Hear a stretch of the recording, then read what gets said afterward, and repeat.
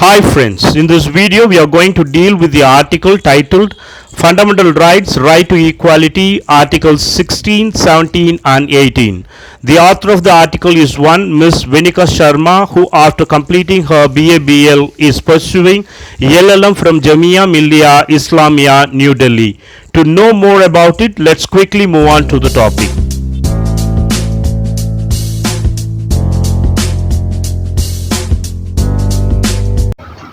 Hi everybody, myself Venika Sharma, and in today's video I'll be dealing with Article 16, 17 and 18 specifically. So now let's start without any further delay. First of all, Article 16 of the Constitution of India talks about right of equal opportunity in the matters of public employment. The clause 1, it states that there shall be equality of opportunities for all citizens in matters relating to employment or appointment to any office under the state. The word shall is used in this clause, which makes this provision mandatory. Now let's move to clause 2.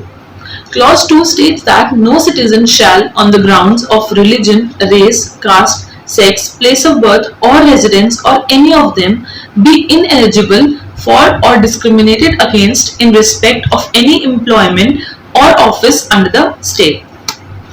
Now let's move to clause 3. It says that nothing in this article shall prevent Parliament from making any law prescribed in regard to a class or classes of employment or appointment to an office under the government of or any local or other authority within the state or union territory, any requirement as to residence within a state or union territory prior to such employment or appointment.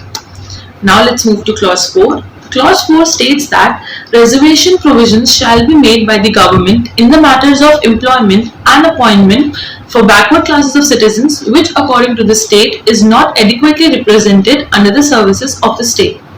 The point to be noted in this clause is that they have not specifically mentioned the scheduled caste and scheduled tribes here, but it is impliedly present because we have already considered scheduled tribes and scheduled caste per se backward under Article 15 clause 4. Now next clause is Article 16 clause 4a.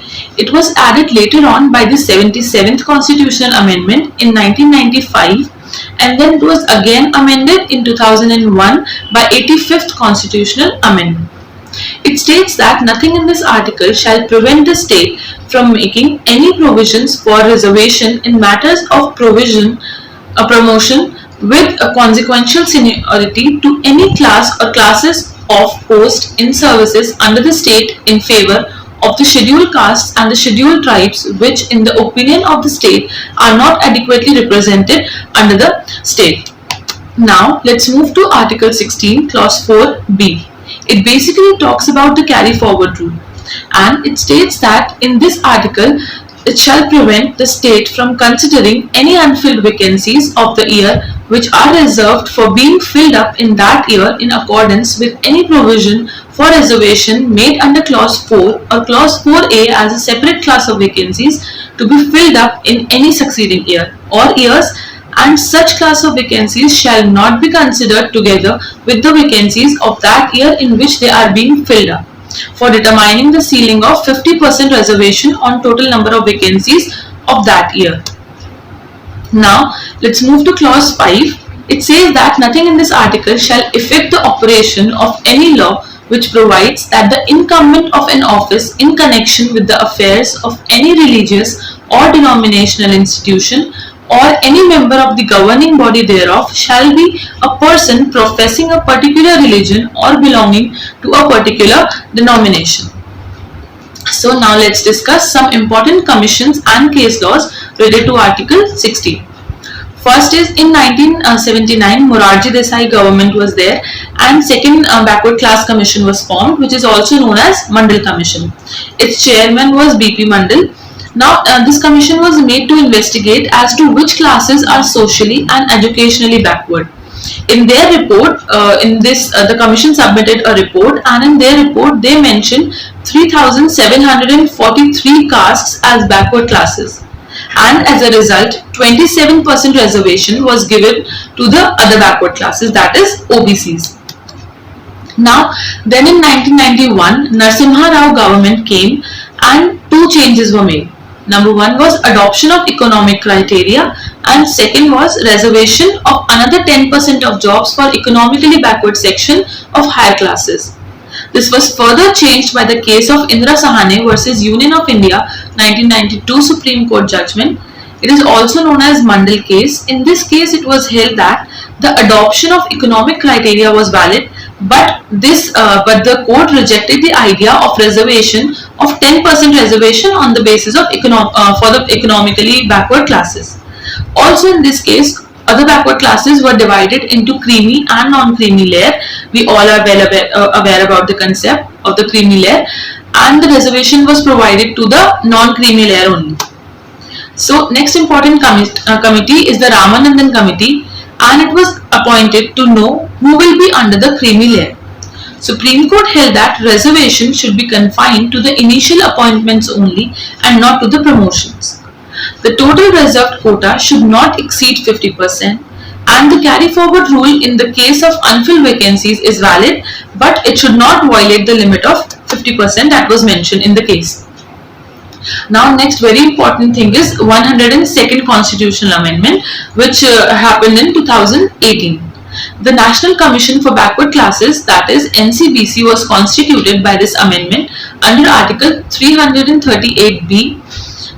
In order to nullify the ruling with regard to reservation in promotion, the 77th Constitutional Amendment was enacted in 1995, and it added a new provision in Article 16, that is Clause 4A. It empowers the state in favor of scheduled castes and scheduled tribes. The ruling with regard to the carry forward rule was nullified by the 81st Constitutional Amendment in 2000, and it added another new provision in Article 16, that is Article 16 Clause 4B, that empowers the state to consider the unfilled reserved vacancies of a year as a separate class of vacancies to be filled in any succeeding year or years. Such class of vacancies are not to be combined with the vacancies of the year in which they are being filled up to determine the ceiling of 50% reservation. Now, Indira Sahane versus Union of India, that is 1992 Supreme Court judgment. Few questions were answered by Supreme Court in this case. First question was whether the reservation policy is anti-meritarian. The Supreme Court held that, the Honorable Supreme Court held that primarily this concept is not anti-meritarian, but later on, even if it is found to be so, then this much compromise can be done for achieving the goals of social justice. Second question was, will this violate Article 14? It was held by the Honorable Supreme Court that both the Article 15 Clause 4 and Article 16 Clause 4, they are not violative of Article 14, rather they are mere extensions of the principle laid down under Article 14.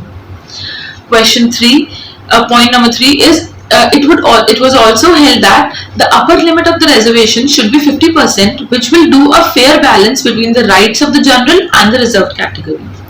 It was also held that the creamy layer shall be excluded, but the court did not exclude the creamy layer from the scheduled caste and the scheduled tribes.